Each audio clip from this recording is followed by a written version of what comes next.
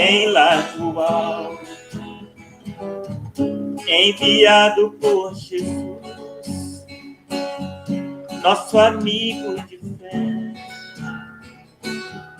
Doutor Dias da Cruz,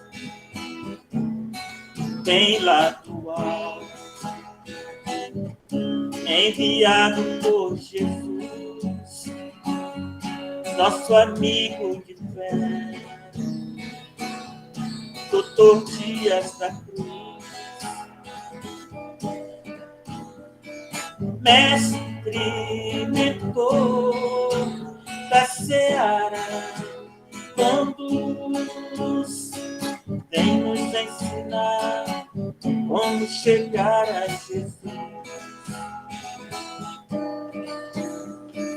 Vem nos curar a nossa dor através das palavras do nosso Senhor.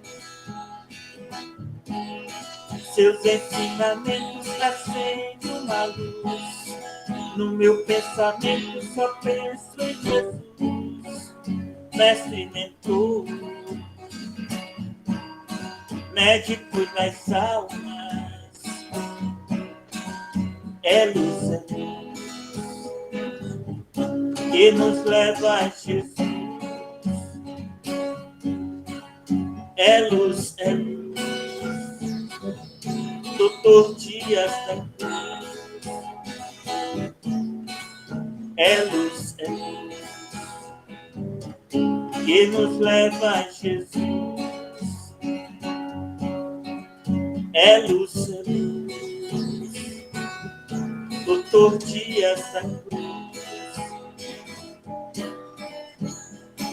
mestre, mentor da seara, conduz, vem nos ensinar como chegar a Jesus.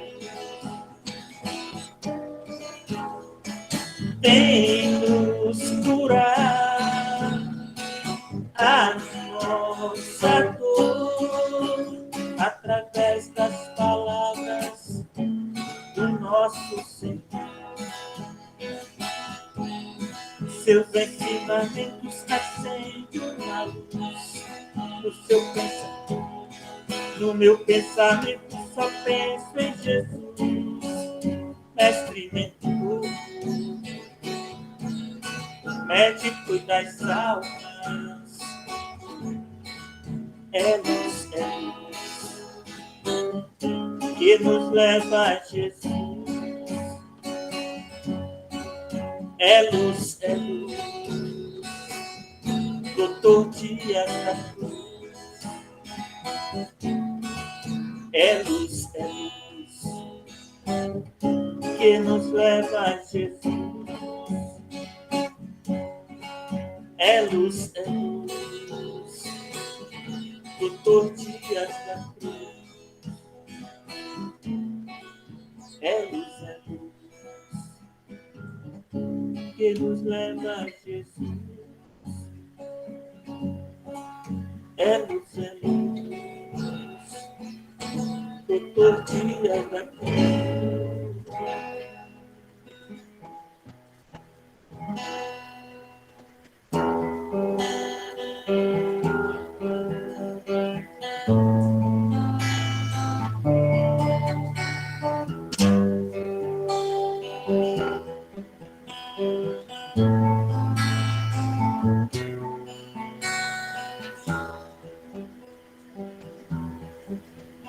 Estrelas que as noites no céu se põem a brilhar,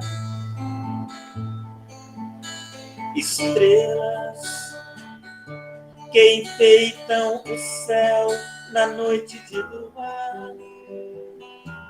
Eu me sinto criança e me ponho a brincar, como o pássaro canta sob a luz do luar, sob o azul do infinito. Meu pensamento vagueia Nesta noite tão clara, a luz da lua cheia,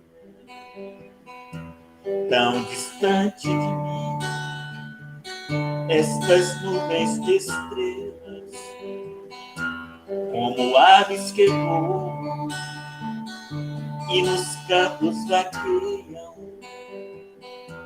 e na praia deserta deixo rastros na areia.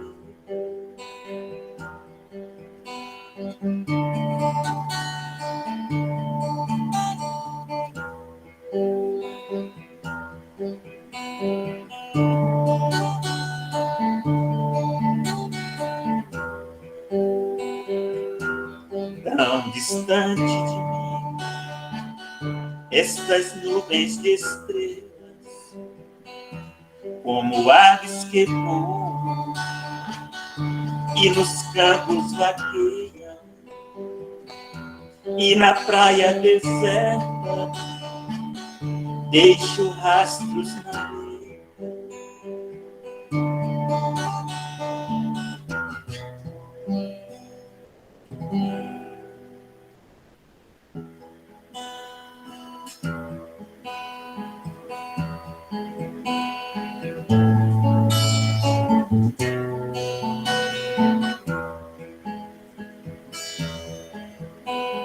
Caminhando tão sozinho, me perdi na escuridão, levei meu pensamento a Deus, busquei ajuda em oração. Uma luz me apareceu, o meu caminho iluminou, agradeci então a Deus pela ajuda que mandou. Se um dia eu encontrar alguém que também se perdeu, estendo a ele as minhas mãos e elevo o pensamento a Deus. Se estás perdido, irmão, busque a luz do Evangelho, desperta em ti o homem novo, desfazendo o homem velho. Se estás perdido, busque a luz do Evangelho, desperta em ti o homem novo, desfazendo o homem velho.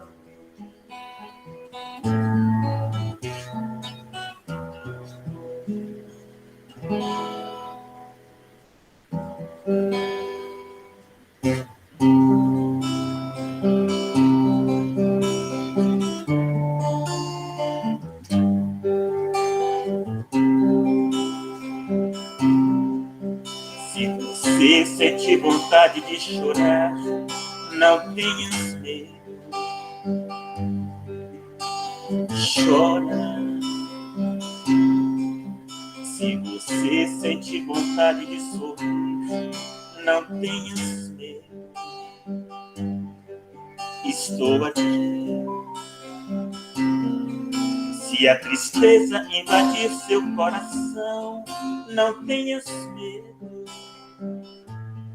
não tenhas medo, cante uma canção. Eu estou aqui para te dizer que sou a mão que te conduz. Eu sou o pão que te alimenta. Na sua estrada eu sou a luz.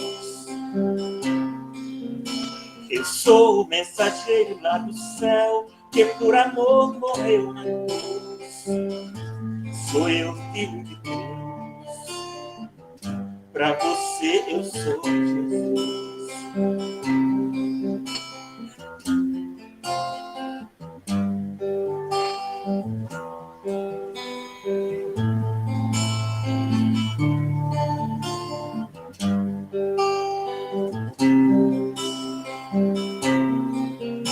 Eu sou o mensageiro lá do céu que por amor morreu na cruz. Sou eu, filho de Deus. eu sou Jesus.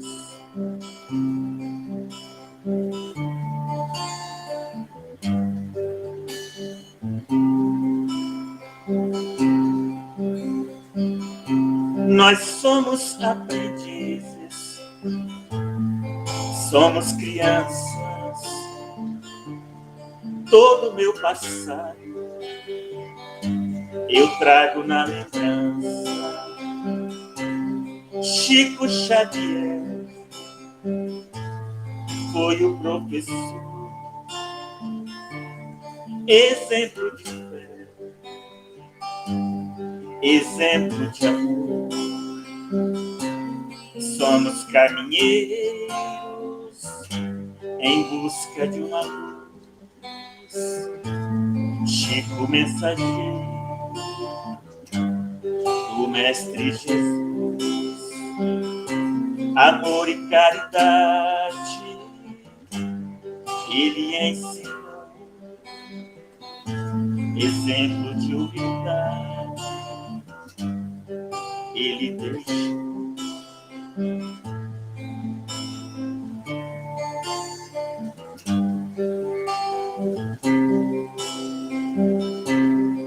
Vinde a mim, você que está cansado, você que está aflito, e eu te aliviarei. Segue o meu caminho, que eu te conduzirei. Eu te darei abrigo, nunca te deixarei. Se sentes tão sozinho, não desespere, ó meu irmão, eu estarei contigo. Tenha confiança, eu sou o seu amigo. Eu estarei contigo, tenha confiança, eu sou o seu amigo. Jesus.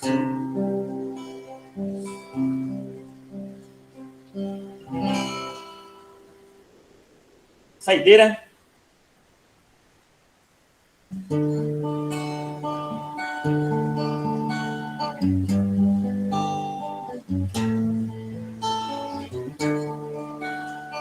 Deus, em ti confiarei, contigo estarei. Preciso de ti. Deus, segura em minhas mãos, me envolva em seus braços, toca meu coração por toda a minha vida. Te louvarei nos pensamentos meus, te buscarei. Em ti é que eu encontro a paz que tanto espero e o amor que tanto quero. Somente em ti encontrarei. Em ti é que eu encontro a paz que tanto espero e o amor que tanto quero. Somente em ti encontrarei. Encontrarei.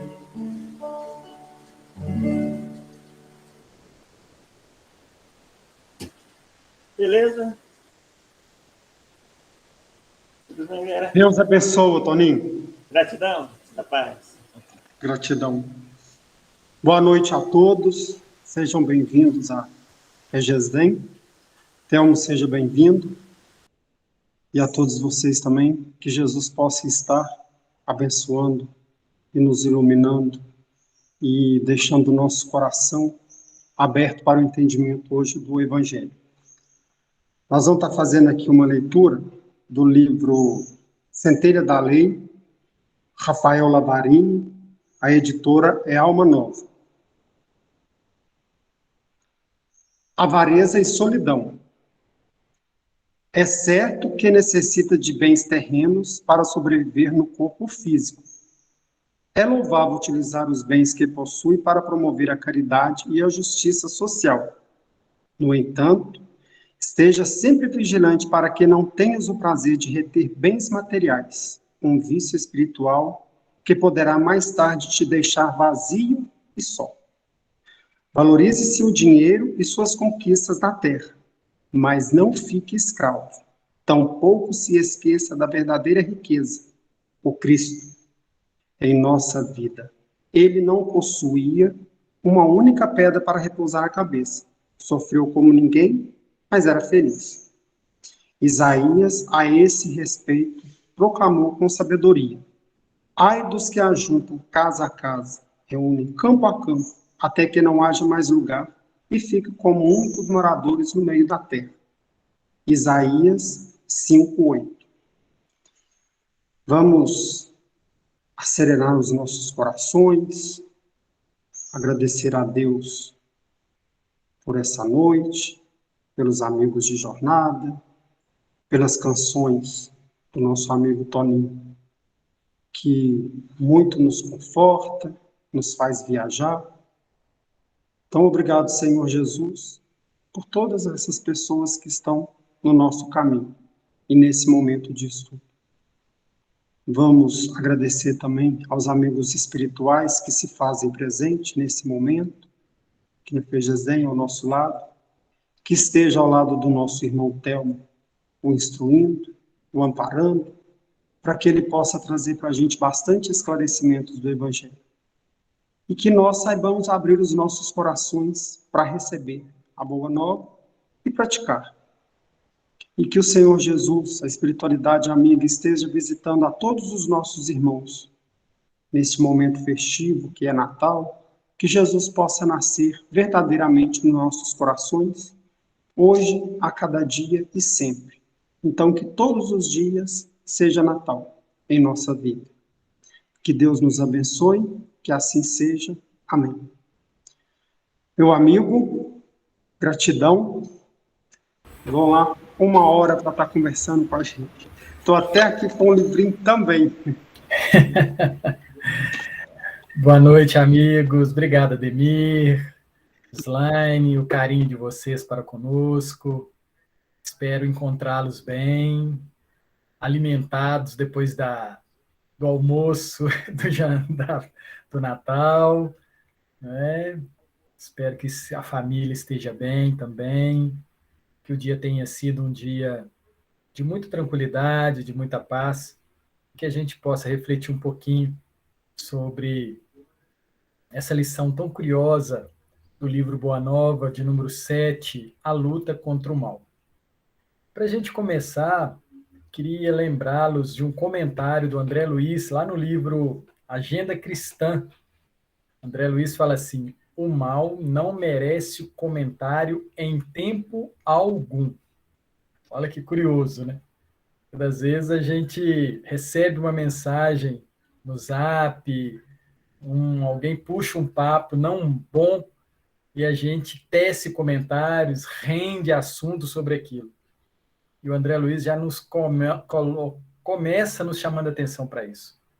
O mal não merece comentário em tempo algum. E é nessa hora que o Evangelho precisa estar vivo dentro da gente. Quando alguém faz um comentário, ou a gente recebe alguma coisa não boa, e a gente precisa virar a chave e achar alguma coisa positiva no comentário do irmão. É a nossa grande oportunidade, porque ele está querendo conversar. E aí a gente precisa também retribuir esse desejo dele de uma conversa, levando a ele algumas considerações da vida espiritual que a gente tem a oportunidade de vivenciar. Isso é um grande desafio. O Telmo passa por isso constantemente, da gente falar de um espiritismo, de uma ciência espírita, sem falar nas questões do Livro dos Espíritos.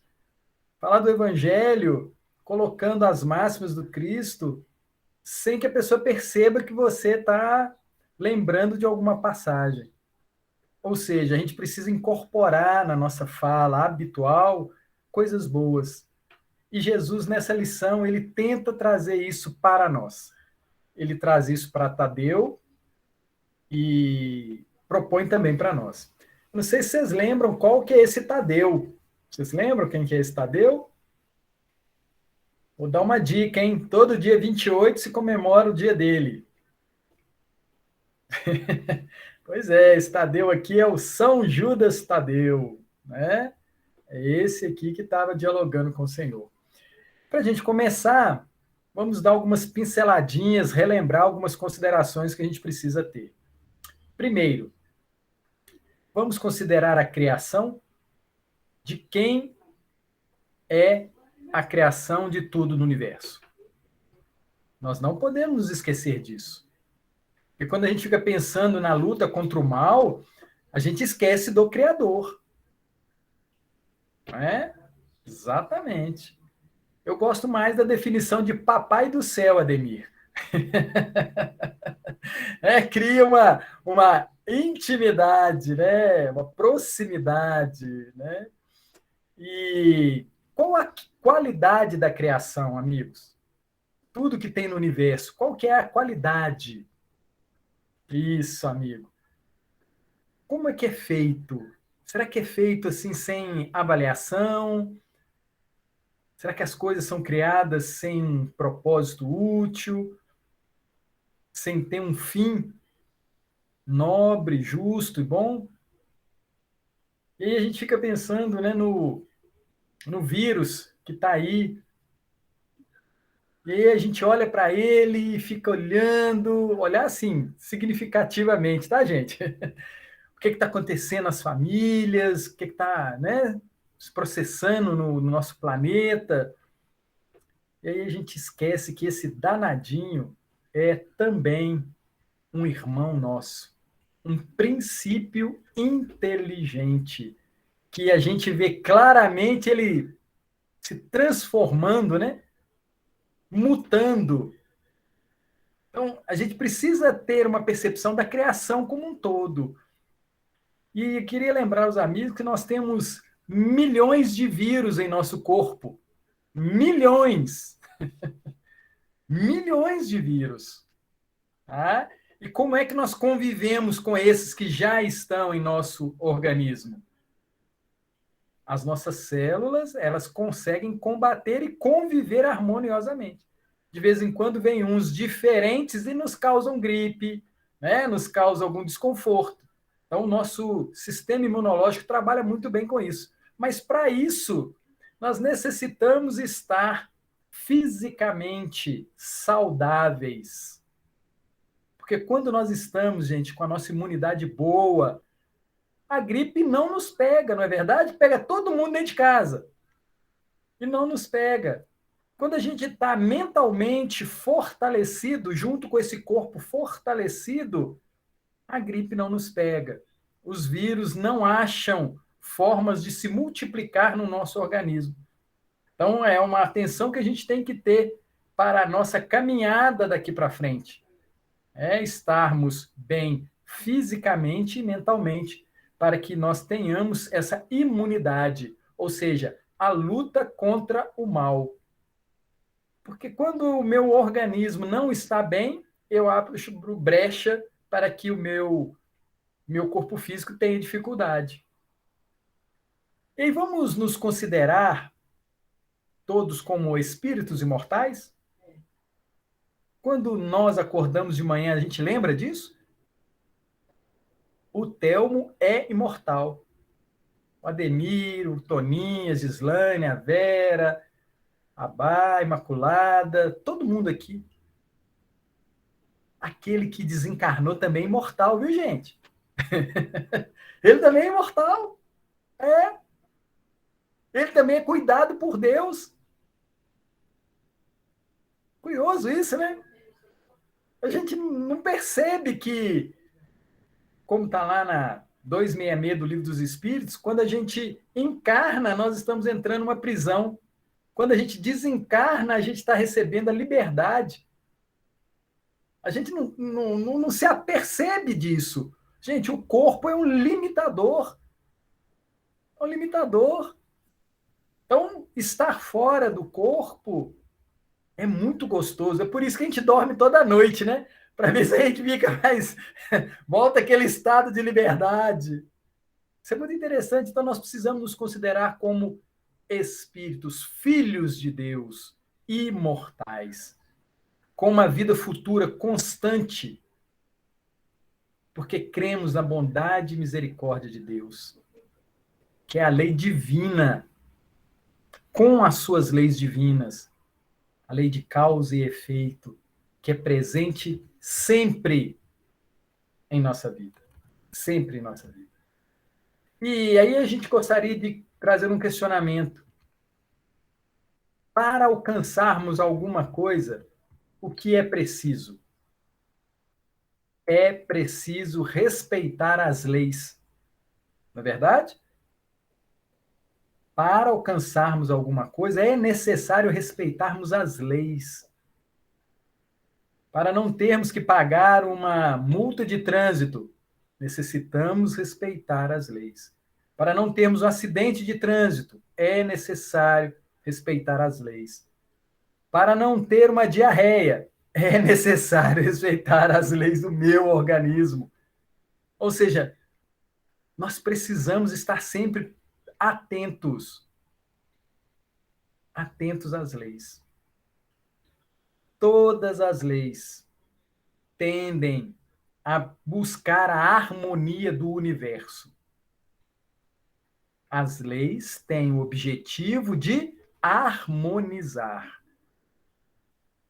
Por isso que as leis divinas são muito sábias, porque elas têm como princípio a harmonia. E aí a gente pergunta, as leis materiais para harmonizar o universo. E as leis morais? Qual o objetivo das leis morais? Sabemos que, como consta lá, a codificação na ciência espírita, que a moral é a regra de bem proceder. Esta é a resposta da pergunta 629, capítulo 1 da lei divina ou natural, e que trata exatamente sobre o bem e o mal. Então, percebam que os espíritos superiores trataram dessa questão bem objetivamente. Eu queria perguntar a vocês se vocês sabem quem são os espíritos que respondem às questões do codificador. Todos aqui lembram? Mais ou menos, né? Pois é, a gente precisa lembrar. Está lá no Prolegômenos.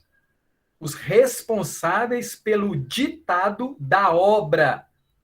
Gente, o livro dos Espíritos é um ditado. Por quem? São João Evangelista, o discípulo amado, aquele que recosta a cabeça no peito do Senhor. São João Evangelista. Santo Agostinho, São Vicente de Paulo, São Luís, Espírito da Verdade, Sócrates, Platão, Fênelon, Franklin, Swedenborg, etc, etc, etc.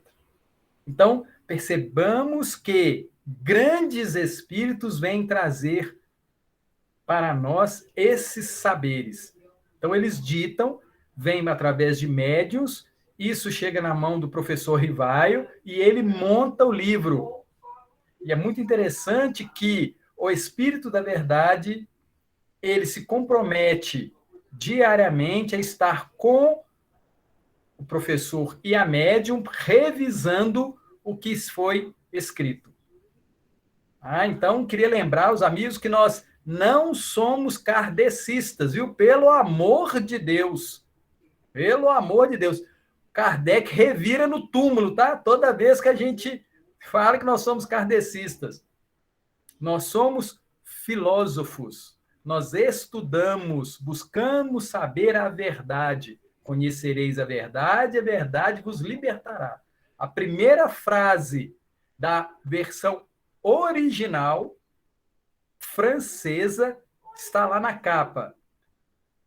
Filosofia espiritualista. E na original não tem carinha de Kardec na capa, viu? Isso é coisa de brasileiro, isso é fake news. Tá? Procurem que o original não tem. Tem uma que ainda é mais cabeluda ainda. Tem a foto de Jesus. Esse é 2 vezes fake news, né? Porque ninguém tirou foto dele, né? Então é mais complicado ainda. Então, nós precisamos nos ater ao conhecimento desses espíritos superiores.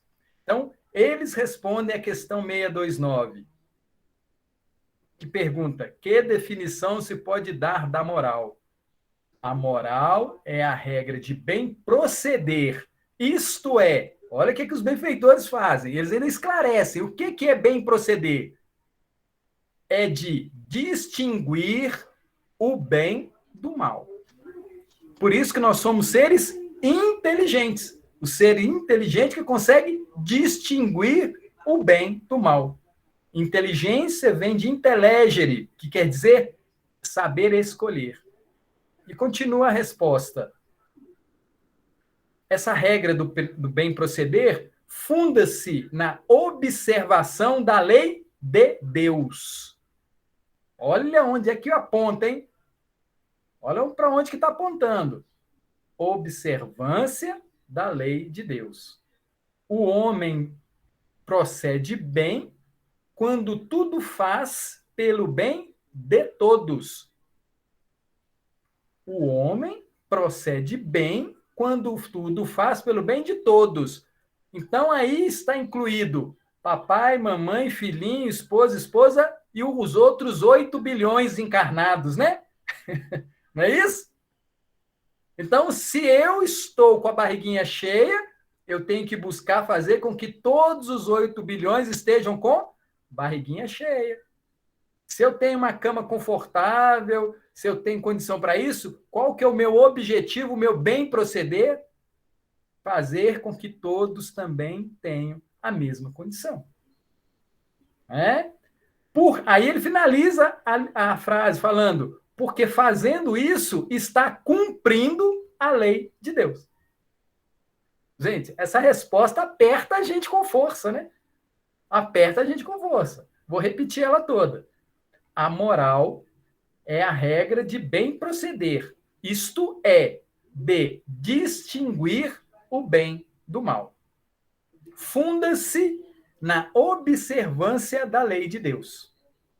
O homem procede bem quando tudo faz pelo bem de todos, porque então cumpre a lei de Deus. Por isso que eu falei que nós íamos refletir hoje pensando nessa condição de espíritos imortais. Porque se a gente fica pensando em encarnado, a gente tem uma grave dificuldade. Porque a gente faz 1000 considerações. Ah, porque fulano não trabalha igual eu. Ah, porque fulano não teve isso. Nada disso entra no nosso raciocínio. Por quê? Nós temos um único Pai. E nós somos irmãos de toda a humanidade. Nós não podemos esquecer dessas questões.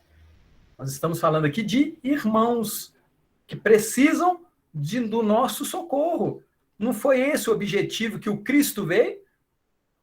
Não foi para isso que ele veio? E o Cristo não veio para ser servido. Ele veio para servir. E nós nos dizemos cristãos espíritas. Então, nós devemos seguir o nosso guia e modelo. Thelma, mas lá em casa tem um quadro de Jesus, não tá bom, não? Eu carrego um crucifixo, não tá bom, não? Lá em casa tem uma Bíblia aberta, não tá bom, não? Sinto muito dizer, não tá bom, não. Não tá bom. Ah, mas eu assisto as palestras espíritas, eu tomo passe, eu tenho tarefa, eu faço campanha do quilo. Tá bom? Não tá bom. Há uma necessidade de ampliarmos essa nossa percepção da observância da lei de Deus. Então, isso é muito complicado, porque outro dia a gente estava perguntando se nós somos realmente cristãos. Qual o procedimento do cristão? E nós precisamos fazer essas análises. E aí, no início da lição,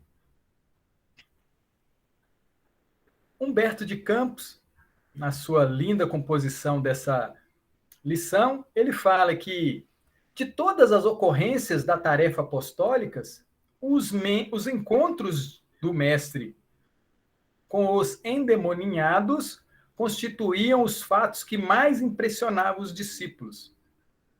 A palavra diabo era então compreendida na sua justa acepção, segundo o sentido exato da expressão. Era ele o adversário do bem.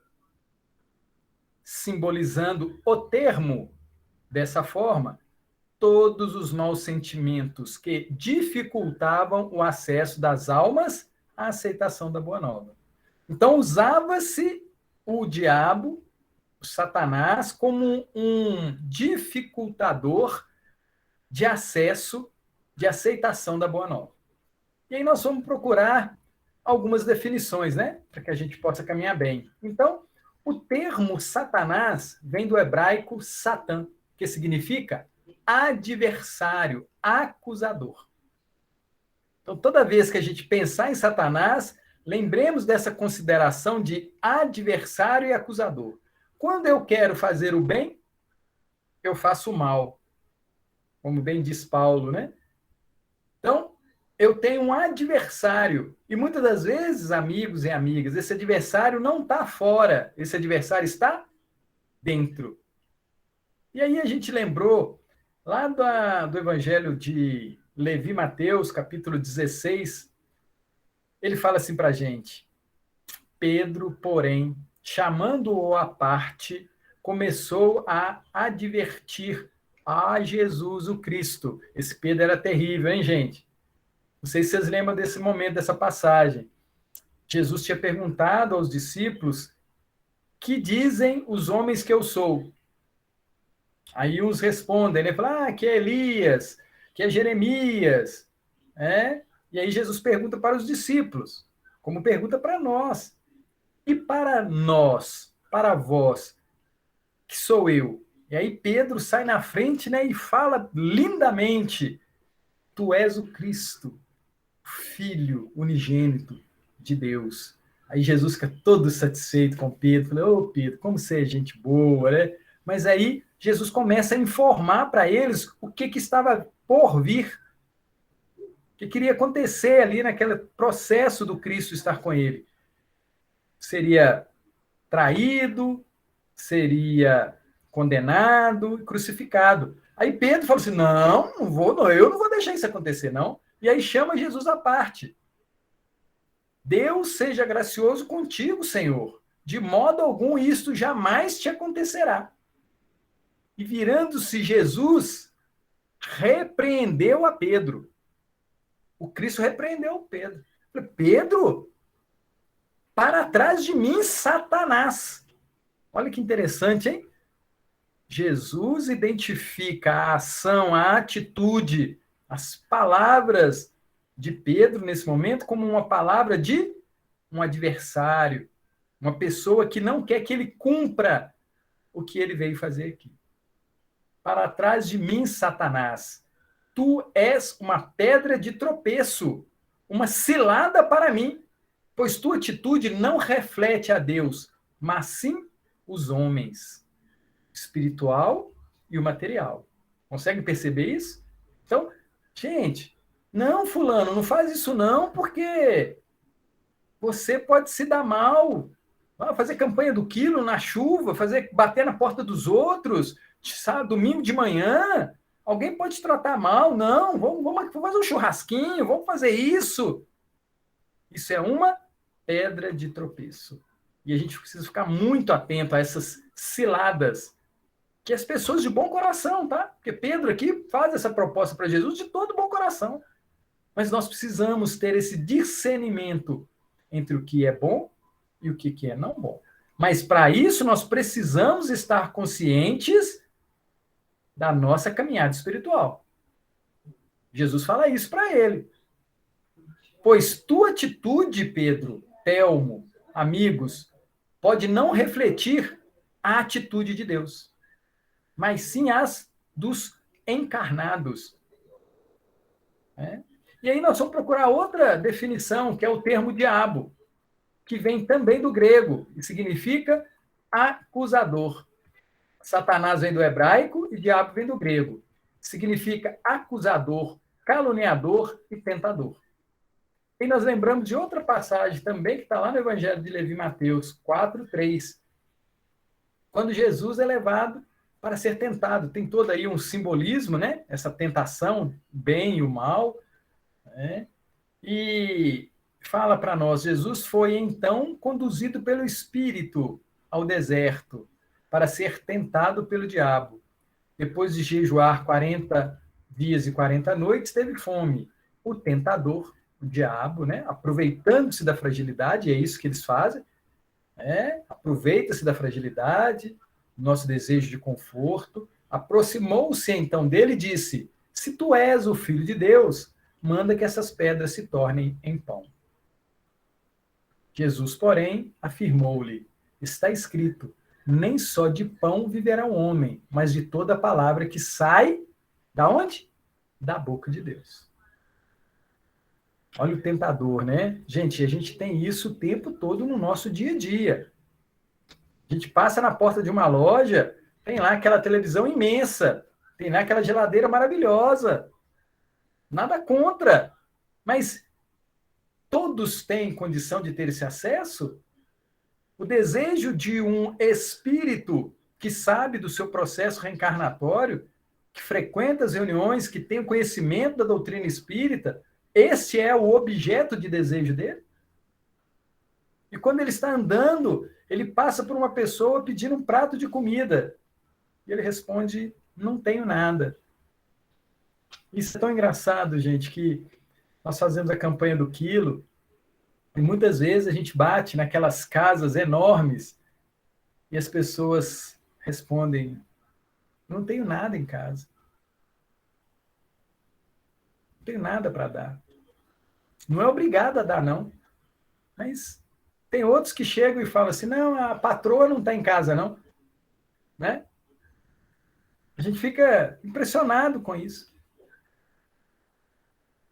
E então, o diabo conduziu a cidade santa e colocou-o sobre a parte mais alta do templo e desafiou-lhe, se tu és o Filho de Deus, joga-te daqui para baixo, pois está escrito, aos seus anjos dará ordens a teu respeito, e com as mãos eles te sustentarão, para que jamais tropeces em alguma pedra. Contestou-lhe Jesus, também está escrito, não tentarás o Senhor teu Deus. Tornou o diabo a levá-lo agora para um monte muito alto, e mostrou-lhe todos os reinos do mundo, em todo o seu esplendor, e propôs a ele, tudo isso te darei. Agora a gente precisa parar. Tudo isso te darei. Olha que interessante essa proposta. O tentador, ele tende a nos oferecer coisas materiais, coisas que são e vão se acabar, se transformar. E aí a gente precisa se perguntar, a minha conduta no meu dia a dia é de possuir todo o esplendor do mundo? É isso que eu procuro? Porque o tentador nos oferece. Tudo isto te darei, se prostrado me adorares. Ou seja, se eu me tornar um ser materialista. Se me adorares. Ordenou-lhe então Jesus, vai-te, Satanás, porque está escrito, ao Senhor teu Deus adorarás, e só a ele servirás. E aí a gente lembra da fala de João, lá no seu evangelho. Sua primeira carta, perdão, João fala. Não, é Jesus falando para a mulher samaritana. Deus é espírito. Ou seja, o materialismo e a parte espiritual. Jesus fala com ele. Porque está escrito: ao Senhor teu Deus adorarás, e só a ele servirás. Não é? Assim o diabo o deixou, e eis que vieram anjos e o serviram. Jesus inicia aí o seu ministério. E aí a gente volta ao livro dos Espíritos, na questão 131. O codificador pergunta: há demônios no sentido que se dá a essa palavra? Olha que interessante, hein? Há demônios no sentido que se dá a essa palavra? Qual o sentido que eu utilizo para demônio? Quando eu falo, eu quero dizer o quê? O que está impregnado nessa palavra? E aí os benfeitores, né, esses que eu citei, respondem: se houvesse demônios, seriam obra de Deus. Olha bem a frase. Se houvesse demônios, seriam obra de Deus. Tá? Deus seria justo e bom por ter feito seres eternamente devotos ao mal e eternamente infelizes? Boa pergunta, né? A pergunta-resposta dos espíritos superiores. Deus seria justo e bom se ele criasse eternamente irmãos nossos, devotado ao mal e eternamente infelizes? Essa seria uma obra divina? Com esse intuito? E eles continuam: se há demônio, é no vosso mundo inferior e em outros semelhantes ao vosso. Aí aqui a gente precisa fazer uma distinção, né? Se há demônios, é no vosso mundo inferior. Mas a gente precisa lembrar que Deus não cria. Nós somos criados iguaizinhos. Aí está a justiça de Deus. Justiça. Criados iguais. Simples e sem conhecimento. Simples e ignorando a grandeza do universo. Demônios são esses homens hipócritas que fazem de um Deus justo um Deus mau e vingativo e acredita que lhe agradam pelas abominações que cometem em seu nome. Amigos e amigas, toda vez que a gente vê alguma coisa no universo acontecendo que a gente não tem bons olhos para o que está acontecendo, nós estamos achando que Deus não é competente, não é bom, não é justo. Toda vez que a gente reclamar de qualquer situação, não tenham dúvida que nós estamos colocando Deus nessa posição de não bom. E esse é um equívoco nosso, do nosso mundo, ainda num estado inferior. E eles continuam dizendo na resposta da 131, a palavra demônio nos dias atuais significa e nos dá a ideia de maus espíritos. Porém, a palavra grega, daimon, de onde se origina, significa gênio, inteligência, e se emprega para designar seres incorpóreos, bons ou maus, sem distinção. Os demônios, conforme o significado comum da palavra, possuem seres malvados, por natureza, na sua essência. Seriam como todas as coisas, criação de Deus. Assim sendo, Deus, soberanamente justo e bom, não pode ter criado seres predispostos, por sua natureza, ao mal e condenados por toda a eternidade. Se não fossem obra de Deus, seriam forçadamente como ele, de toda a eternidade. Ou então, haveria muitos poderes soberanos. E aqui, a gente precisa considerar que a primeira condição de toda a doutrina é a de ser lógica. De ser lógica. Precisa ser lógico. Então, os homens fizeram com os demônios o que fizeram com os anjos. Da mesma forma que acreditaram na existência de seres perfeitos desde toda a eternidade, tomaram também por comparação os espíritos inferiores como seres perpetuamente maus. Pela palavra demônio, devem-se entender espíritos impuros, ou seja, no processo de purificação, que muitas vezes não são nada melhores do que o nome já diz, mas com a diferença de que seu estado é apenas transitório. Gente, isso é sensacional. A gente olhar para as pessoas, para as coisas, para tudo, e ver a transitoriedade nisso. Nós, alguns anos atrás, a gente estava engatinhando. E hoje nós já sabemos andar pela cidade, né? Pelo mundo. Né? Com relação a Satanás, é evidente a personificação do mal sob uma forma alegórica. Porque não se pode admitir um ser mau lutando em igualdade de poder com a divindade. Gente, isso é muito fora de lógica. A gente nós darmos poderes a esses nossos irmãos, deles infringirem uma lei divina. Isso é impossível. Não tem a menor condições da gente crer nisso, que alguém é capaz de derrogar uma lei divina. Isso não tem capacidade, condições de acontecer. Então, a gente precisa perceber isso em nosso dia a dia. E aí ele finaliza a resposta falando que, como o homem precisa de figuras e imagens para impressionar sua imaginação, o próprio homem pintou os seres incorpóreos sob uma forma material, com os seus atributos que lembram as qualidades e os defeitos humanos. É assim que os antigos, querendo personificar o tempo, pintaram-no na figura de um velho como uma foice e uma ampulheta. A figura de um jovem, para essa alegoria, seria um contrassenso. Então, muito interessante esse esclarecimento que os benfeitores trazem a respeito dessa questão do diabo, né? Então, voltando à nossa lição de número 7, Humberto de Campos fala que é o adversário do bem, que dificultam o acesso das almas à aceitação da boa nova.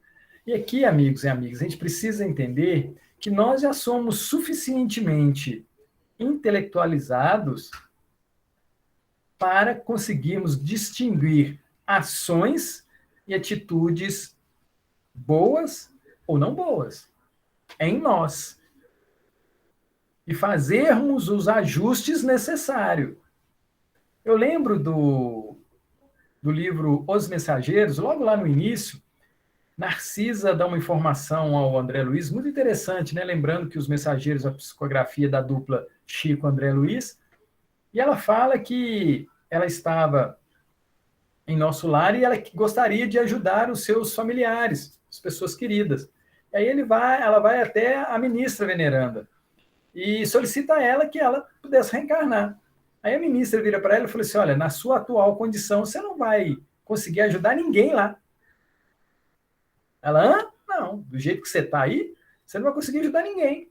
Você precisa se transformar, melhorar, para que o seu objetivo de ajudar seja de uma forma melhor. E propõe para ela que ela trabalhasse na Câmara de Retificação durante 10 anos, para que ela tivesse condições de realmente reencarnar e auxiliar aqueles que estavam encarnados. E aí eu lembro da gente, né? Nós precisamos lembrar disso também. Quantos de nós, na erraticidade, buscamos trabalho, serviços úteis, para que a gente tivesse a condição de estarmos reencarnados, absorvendo e estudando a ciência espírita, para que a gente faça melhor aproveitamento de cada dia da nossa caminhada aqui. E, ou seja, nós estamos constantemente numa luta contra o mal, contra os nossos equívocos do passado.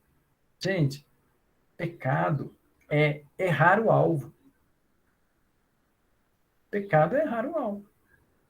Então, nós precisamos nos aperceber que, muitas das vezes, o que está acontecendo em nossa vida é simplesmente que nós estamos errando o alvo que nós estamos buscando. Né?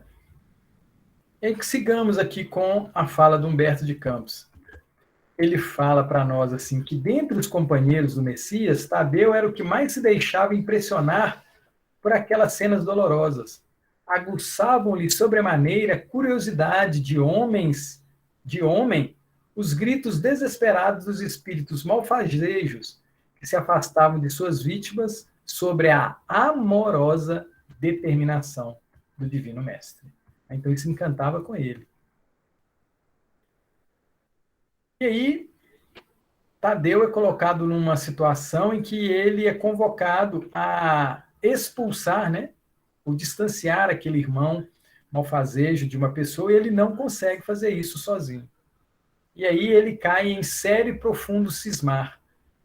E ele pergunta, por que razão o mestre não lhe transmitia automaticamente? Olha só como é que a gente quer as coisas, né? Às vezes a gente quer que as coisas caiam no nosso colo prontinho. Por que razão o mestre não lhes transmitia automaticamente o poder de expulsar os demônios malfazejos para que pudessem dominar os adversários da causa divina? Se era tão fácil a Jesus a cura integral dos endemoniados, por que motivo não provocava ele de vez a aproximação geral de todos os inimigos da luz, a fim de que, pela sua autoridade, fossem definitivamente convertidos ao reino de Deus? E aí, Tadeu, com o cérebro torturado por graves cogitações, sonhando possibilidades maravilhosas para que cessassem todos os combates entre os ensinamentos do Evangelho e os seus inimigos, o discípulo inquieto procurou avistar-se particularmente com o Senhor, de modo a expor-lhe com humildade suas ideias íntimas. E aí, numa noite tranquila, depois de lhe escutar as ponderações, perguntou-lhe Jesus em tom austero: Tadeu, qual o principal objetivo das atividades de tua vida? Eu gostaria que todos nós fizéssemos essa pergunta para nós. Qual o objetivo principal das atividades de nossa vida? A principal. E aí Tadeu responde com uma inspiração superior: Mestre, estou procurando realizar o reino de Deus no coração.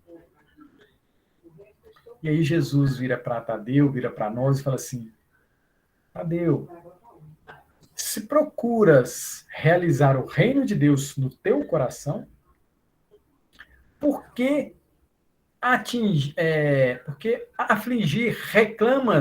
reclamar do adversário essa atitude primeiro? Se você ainda está realizando em ti, por que espera que no outro coração já esteja pronto? Não seria justo esquecer as tuas próprias necessidades nesse sentido? De tempo, de trabalho, de dedicação para realizar esse reino de Deus? Se buscamos atingir o infinito da sabedoria e do amor em nosso Pai, é indispensável se fazer reconhecer que todos somos irmãos no mesmo caminho. E Tadeu, surpreendido, vira para Jesus e fala assim: Senhor, os espíritos do mal são também nossos irmãos? Amigos e amigas, Tadeu, como todos os outros discípulos, os judeus, eles conheciam a Torá. E eles faziam uma distinção entre os povos. E essa é uma grande observação que a gente tem que considerar. Todos os que estão desencarnados e encarnados, aqui nesse orbe e em todo o universo, são nossos irmãos. Todos com o mesmo objetivo: realizar o reino de Deus no coração. Chegarmos à perfectibilidade, como está bem dito na questão 132 do Livro dos Espíritos. Não é? Então, nós precisamos estar atentos essa consideração. Toda a criação é de Deus. Toda a criação é de Deus. Os que vestem a túnica do mal, diz Jesus, envergarão um dia a da redenção pelo bem. Gente, olha que informação maravilhosa. Quando a gente vê alguém totalmente equivocado, a gente precisa olhar para ele e falar assim, daqui a pouco ele também vai ser um Cristo. Quando a gente olha para a gente, na nossa caminhada, no nosso dia a dia, que a gente fica insatisfeito com as coisas que nós estamos realizando, também necessitamos ter essa percepção. Daqui a pouco também seremos um Cristo. E aí Jesus pergunta para Tadeu e pergunta para nós, Telmo, Tadeu, amigos e amigas, acaso poderíamos duvidar disso? Nós, por acaso, devemos duvidar do objetivo, da competência divina?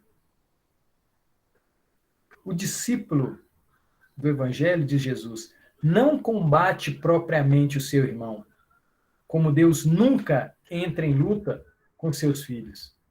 Aqueles apenas combate toda manifestação de ignorância. Olha, gente, que bacana, né? Então, nossa grande dificuldade, nosso grande desafio é combater o nosso desconhecimento das coisas divinas. Desconhecimento, nossa ignorância.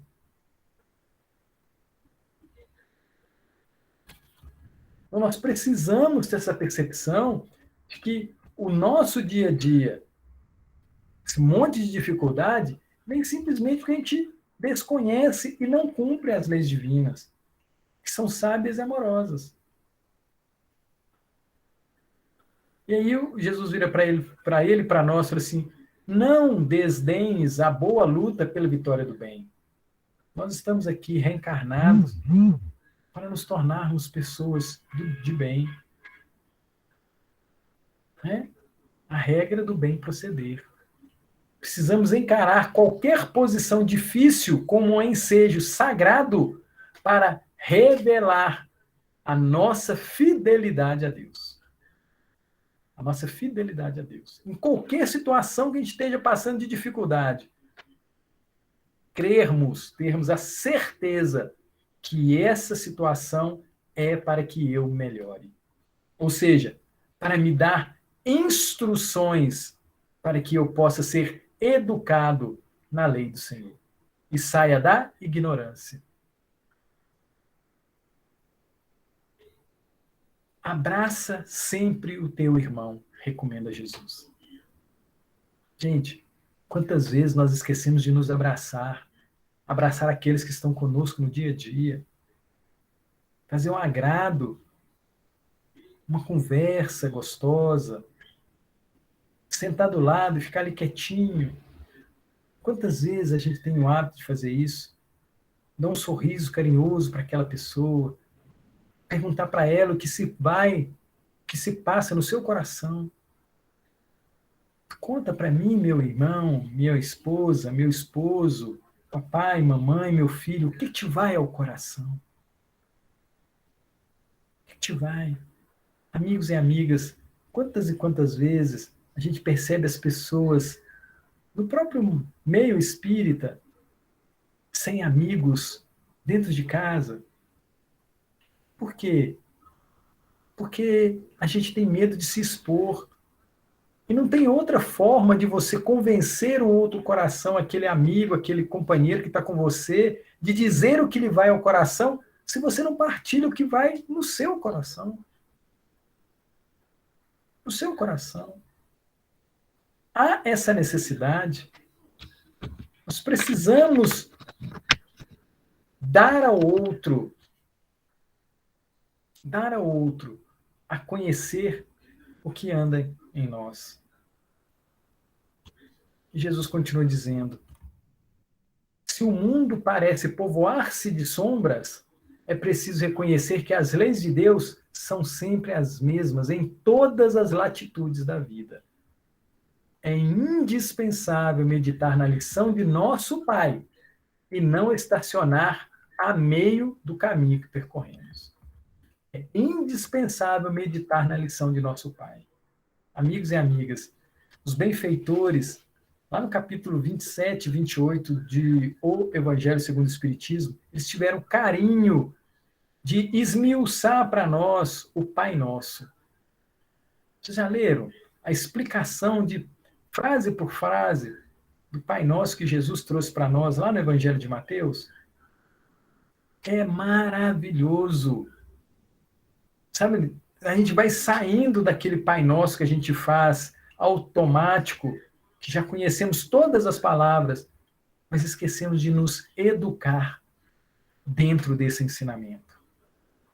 E isso é tão interessante porque existe uma distinção de instrução e educação. Emmanuel traz essa informação no livro Pensamento e Vida. Lá tem 2 capítulos. Lembrando que o livro A Psicografia do Chico, ele tem 2 capítulos lá. Primeiro instrução, depois educação. Primeiro eu recebo a informação, depois eu preciso processá-la e me educar em colocá-la em prática. A luta contra o mal. Mas para que eu consiga fazer isso, eu preciso ter vontade, boa vontade, que também é outro capítulo do livro Pensamento e Vida. Então, nós, cristãos espíritas, com toda essa bagagem, com todo esse conhecimento, o que nós precisamos fazer? Nos educarmos na forma de olhar o outro, na forma de ver as coisas acontecendo, na forma de entender que nós estamos aqui um para ajudar o outro. Nós não viemos aqui a passeio, amigos. Nós viemos aqui a trabalho. O livro Os Mensageiros fala muito disso. Preparados no plano espiritual, viemos aqui para trazer a mensagem do Evangelho, para vivermos em nós. Jesus fala: tenho aceitado a luta, Telmo, Tadeu, amigos, como o Pai a envia, e tenho esclarecido que a cada dia basta o seu trabalho. Então, nós precisamos enfrentar as nossas más tendências diariamente. A forma como eu respondo uma pessoa, a forma como eu escuto uma pessoa, a forma como eu coloco um objeto na pia. Será que eu ainda estou jogando? Ou será que eu ainda estou, se eu já estou colocando com carinho em cima da pia? Como é que eu tiro o sapato do pé? Como é que eu ando? Como é que eu piso? Trabalho diário de melhora. Amigos e amigas, vocês fazem ideia como é que Jesus caminhava? A paz que ele apresentava, a tranquilidade no seu caminhar, a forma como ele respondia a um questionamento, a forma como ele trabalhava a madeira quando ele estava na carpintaria do seu pai. Vocês fazem ideia do nosso processo, onde nós precisamos chegar, enfrentando diariamente as nossas dificuldades. E Jesus continua dizendo assim: Tadeu, Telmo, amigos e amigas, nunca reuni o colégio dos meus companheiros para provocar as manifestações dos que se comprazem na treva. Não é esse o objetivo de nos tornarmos cristãos espíritas. Reuni-os em todas as circunstâncias e oportunidades, suplicando para que o nosso esforço, a inspiração sagrada do Todo-Poderoso. O adversário é sempre um necessitado que comparece ao banquete das nossas alegrias. E por isso, embora não o tenha convocado, convidando somente os aflitos, os simples da boa vontade, nunca lhe fechei as portas do coração, encarando a sua vinda como uma oportunidade de trabalho de que Deus nos julga dignos.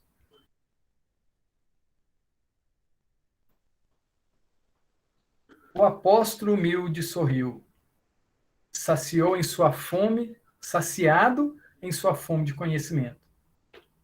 Porém, acrescentou, preocupado com a impossibilidade em que se via de atender eficazmente a vítima que o procurava.